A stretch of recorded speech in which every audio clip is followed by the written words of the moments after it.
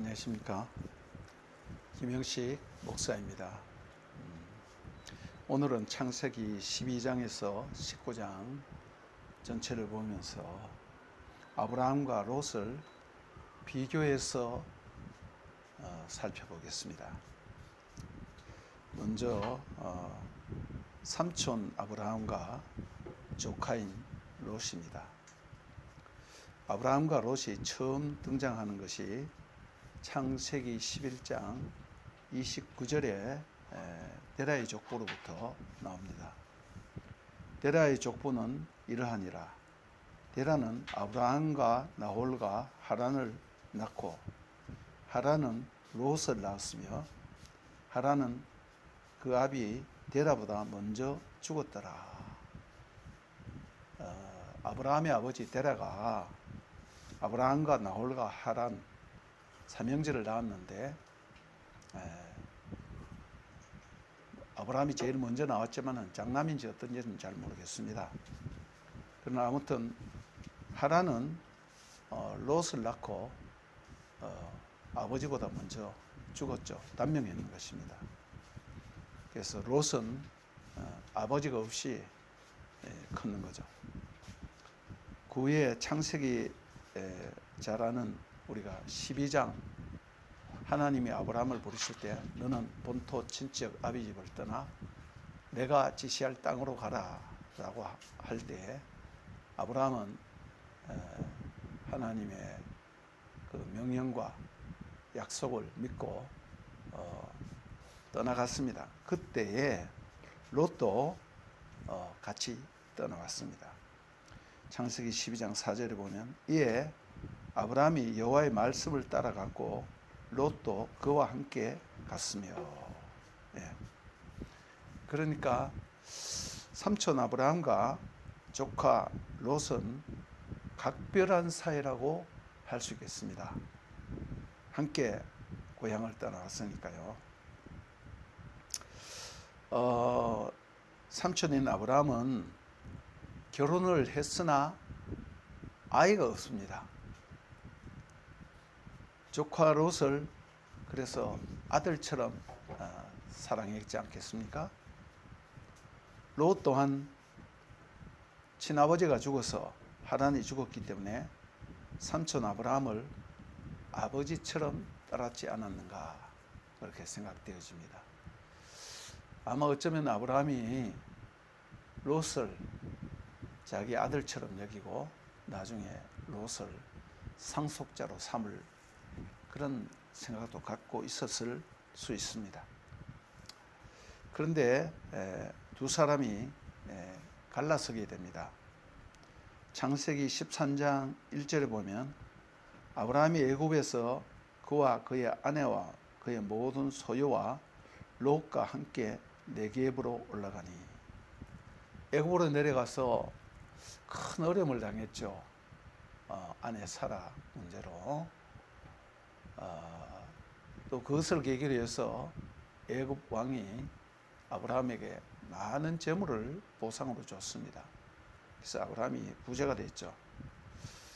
그래서 여기 네겝이라는 곳은 이스라엘 제일 남방이에요. 그 중요한 마을이 브엘세바죠. 창세기 13장 5절에서 13절을 보면 아브라함의 재산도 이제 그때 당시에 유목민들의 재산이란 것은 주로 양과 소와 가축들이죠. 그런데 롯도 상당한 재산을 갖고 있었는 것 같습니다. 그래서 여기 보면 아브라함의 일행 롯도 양과 소와 장막이 있으므로 그 땅이 그들이 동거하기에 넉넉하지 못하였으니 이는 그들의 소유가 많아서 동거할 수 없었습니다. 그러므로 아브라함의 가축의 목자와 롯의 가축의 목자가 서로 다투고 또 가나안 사람과 브리스 사람도 그 땅에 거주하였는지라. 삼촌과 조카의 그 목동들이 종들이죠. 서로 다투었다 그랬습니다. 목초지를 두고. 이거 아브라함이 생각해 보니까 이거 별로 좋은 일이 아니거든요. 그래서 거기에 가나안 사람, 브리스 사람, 이 이방인들도 거기 거주하고 있었단 말입니다. 아브라함이 롯에게 이르되 우리는 한 친족이라 나나 너나 내 목자나 너희 목자나 서로 다투게 하지 말자. 내 앞에 온 땅이 있지 아니하냐. 나를 떠나가라. 내가 좌하면 나는 우하고 내가 우하면 나는 좌하리라. 이에 롯이 눈을 들어 요단 지역을 바라본즉 소알까지 온 땅에 물이 넉넉하니 여호와께서 소돔과 고모라를 멸하시기 전이었으므로 여호와의 동산 같고 애굽 땅과 같았더라. 그러므로 롯이 요단 온 지역을 택하고 동으로 옮기니 그들이 서로 떠난지라. 아브라함은 가나안 땅에 거주하였고 롯은 그 지역의 도시들에 머물며 그 장막을 옮겨 소돔까지 이르렀더라. 예. 그 뒤에 보면 또 소돔 사람들은 여호와 앞에 악하며 큰 죄인이었더라라는 토를 달고 있습니다.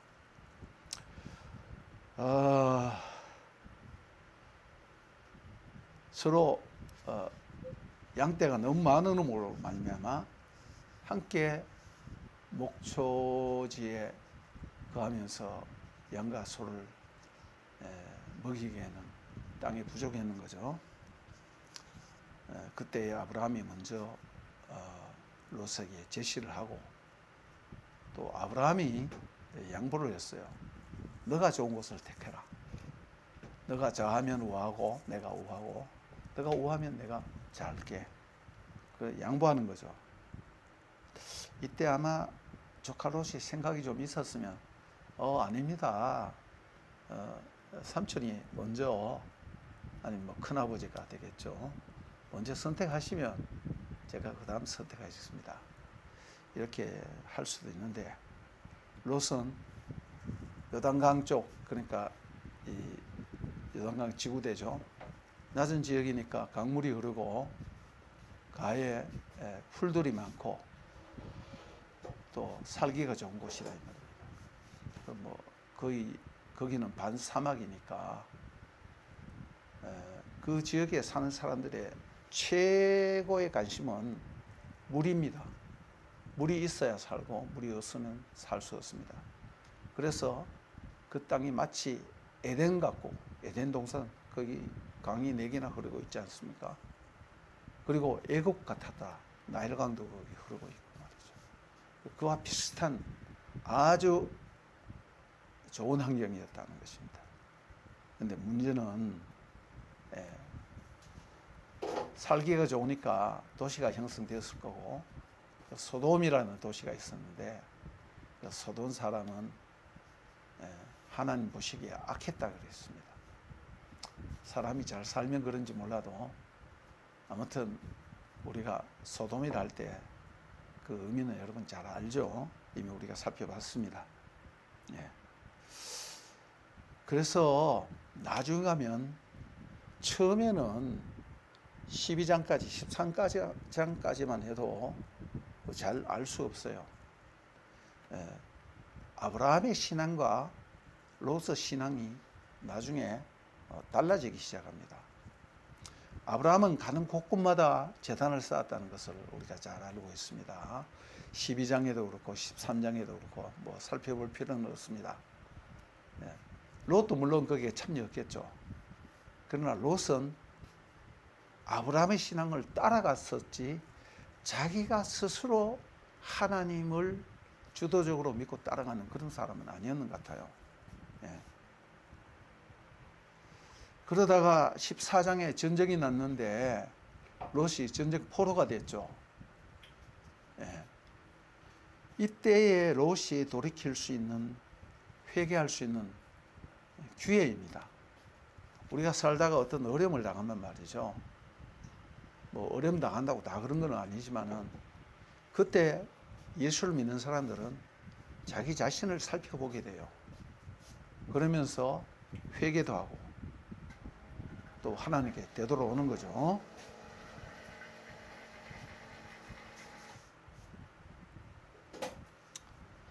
그래서 아브라함은 항상 하나님께 제단을 쌓았지만은 롯은 자기가 주도해서 하나님을 섬긴다든가 이런 것이 없고 항상 따라다니는 신앙이에요. 옆에 누가 신앙이 좋은 사람이 있으면 그 신앙을 그럭저럭 유지할 수 있는데 혼자 놔두면 신앙생활도 할 수 있지만은 환경에 따라서 그냥 세상 따라갈 수도 있다는 것입니다. 굉장히 위험한 것이죠. 네.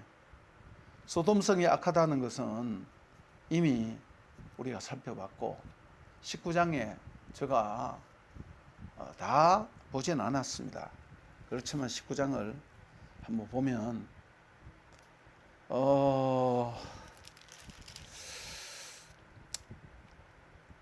두 천사가 소돔성에 들어갔죠.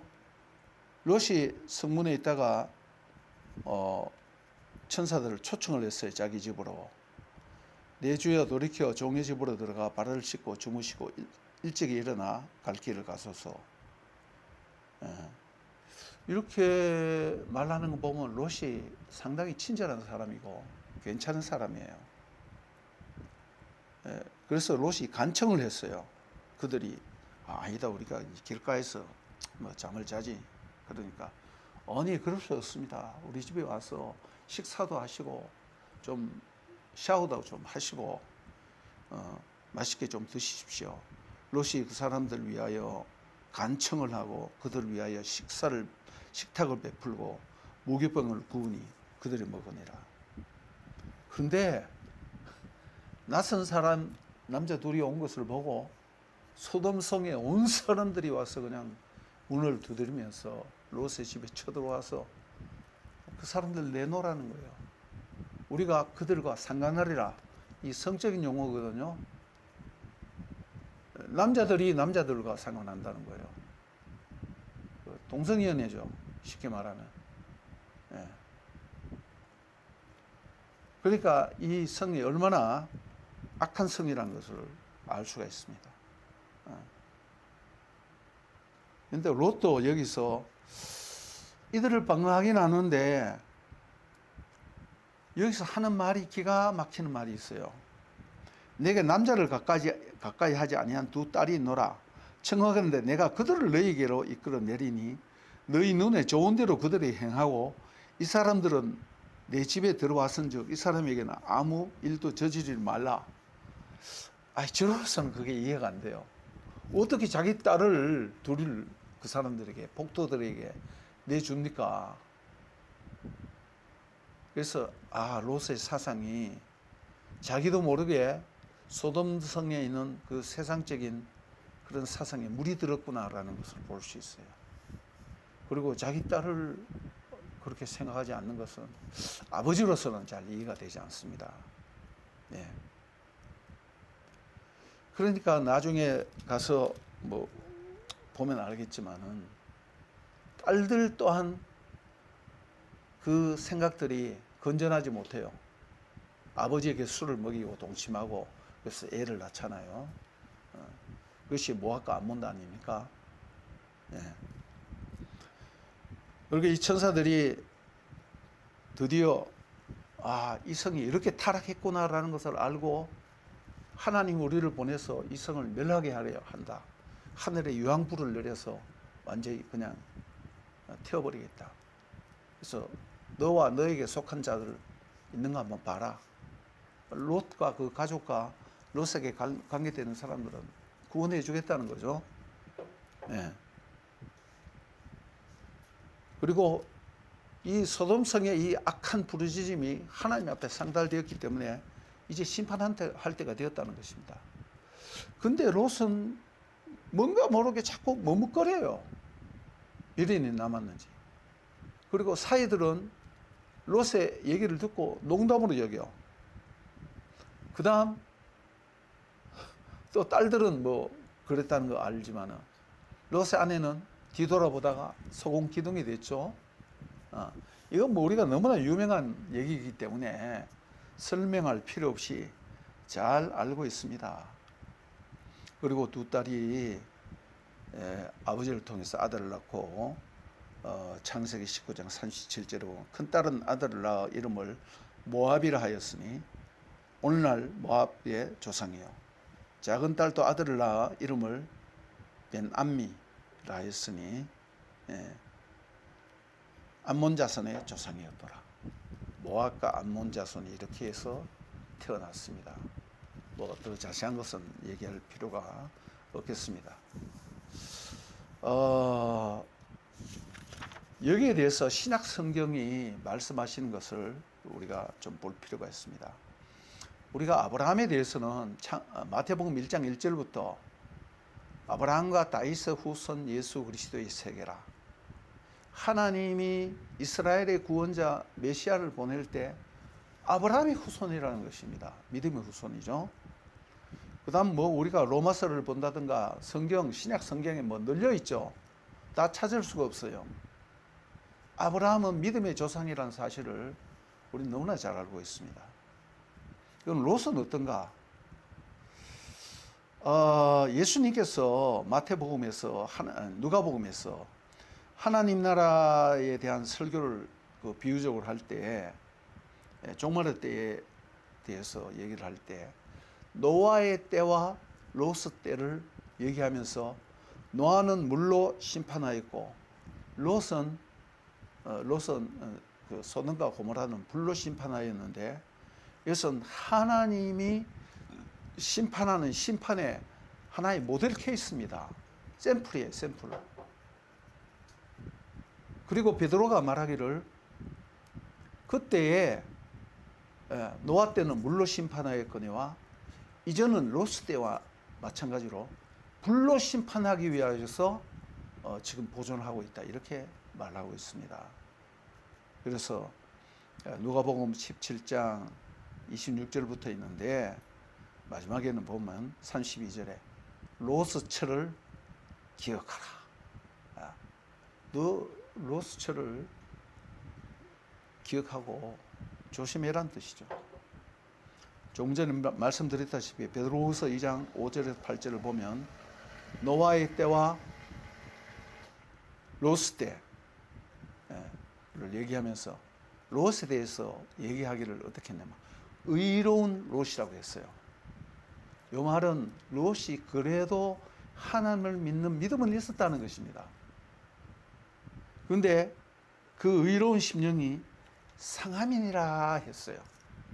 믿음은 있었지만은 그 마음이 온전하지 못했다는 것이죠. 쉽게 말하면 그저 끌려가는 신앙이니까 아브라함 따라가고 소돔 따라가고 그러다 보니까 교회는, 요즘 말로 하면 교회는 나오는데 자기 신앙이 없어. 그냥 왔다 갔다 하는 거야. 그러면 그 사람이 언제 세상으로 빠질지 몰라. 그런 사람, 그런 스타일의 사람이라는 것입니다. 제가 중요시 여기는 것은, 이 설교를 하는 이유는 그 후손들을 보기 때문에 그렇습니다. 저는 매일 가정예배를 드리면서 장애인들과 암 환자들, 불치병 환자들을 위해서 각각 한 20가정씩 거의 됩니다. 그들을 위해서 항상 이름을 불러가면서, 부모님의 이름을 불러가면서 기도해요. 그리고 또 암 환자들도 마찬가지예요. 거의 다 외죠, 그냥. 그 다음 국가와 민족을 위해서 기도하고 교회들을 위해서 기도하고, 그 다음 마지막으로 자녀들을 위해서 기도하는데, 기도의 포인트가 뭐냐 하면 정말 신앙생활 잘하도록 하기 위해서 그 기도합니다. 예.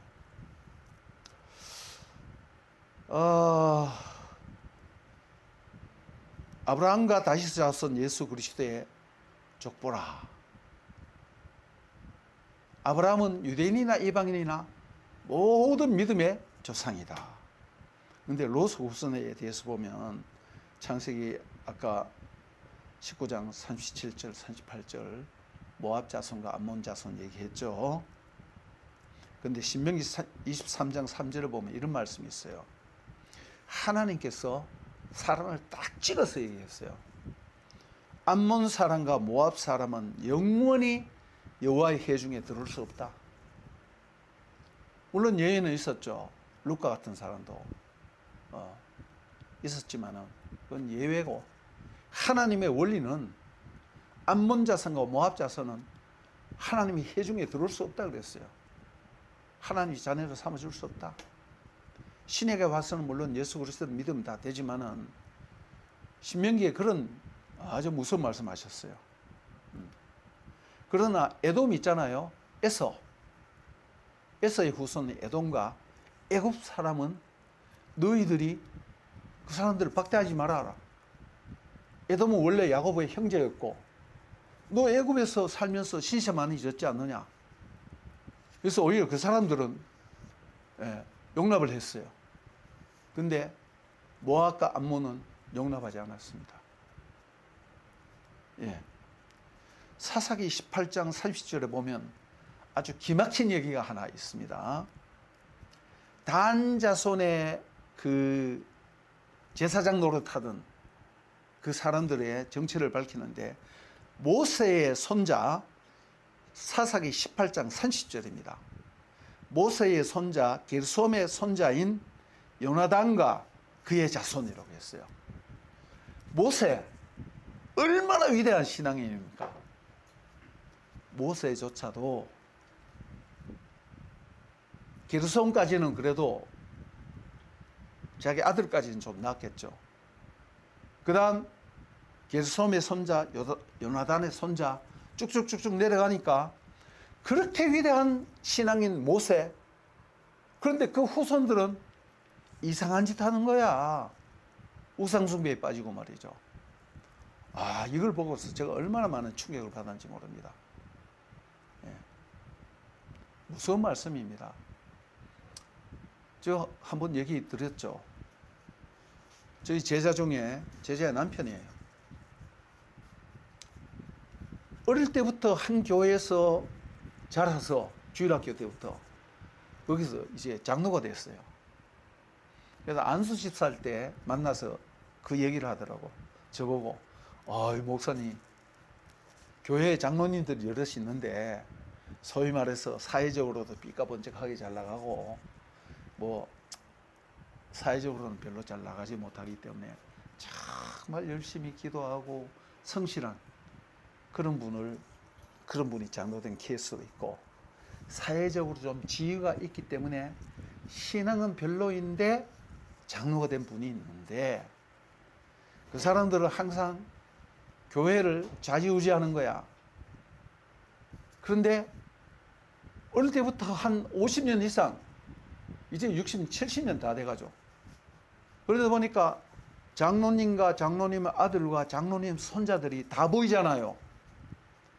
근데 피까번쩍 하던 그 사람들의 그 자녀들은 없어. 물론 세월이 바뀌니까 그렇지만은 신앙생활을 안 한다는 뜻입니다. 그런데 가난하지만 진실한 신앙생활을 하는 그런 장로님들의 자녀들은 전부 다 교회에 충성하고 다 잘 되더라는 거야. 아들보다는 손자가 더 잘 되고 손자보다는 증손자가 더 잘 되고, 그런 것을 눈으로 본다 이거야. 한 교회에서 주일학교부터 장로가 되었으니까. 그걸 보면서 목사님 정말 무서운 거 봤습니다 하더라고요. 저도 거기에 동의합니다. 그래서 저는 자녀들을 위해서 기도를 하는데 뭐 자손 10,000,000대까지 그렇게 기도하지 않아요. 주님이 오시는 그날까지. 그래도 되면 다 포함되거든요. 예수님이 재림하시는 그날까지. 그리고 결혼 주례를 많이 했는데 뭐 아마 수십 가정 했죠. 결혼 주례를 하는데 기도할 때 반드시 이 축복 기도를 합니다. 이들뿐만 아니라 이들의 자녀들이 주님이 오시는 그날까지 하나님만을 섬기게 해 주시옵소서. 그 기도 꼭 합니다. 아마 제가 결혼 주례하는 걸 누가 자세히 보셨는지 모르겠지만은 저는 그렇게 기도해요. 뭐 1000대까지 기도하게. 1000대 지났는데도 예수님이 안 오면 어떻게 할 겁니까? 주님이 오시는 그때까지. 예. 정말 우리 자녀들이 어떻게 신앙생활을 하는가라는 것은 너무 중요합니다. 저도 사실상 큰 소리 칠 수 없어요. 제가 항상 기도하는 것이 우리 아이들과 우리 손자들이, 아직까지 손자들만 있으니까 정손자는 없어요. 예. 손자들까지, 그리고 주님이 오시는 그날까지 우리 후손들이 주님만을 섬기기를 원한다. 저 이런 기도를 하고 있습니다. 오늘 여기까지 말씀드리겠습니다. 감사합니다.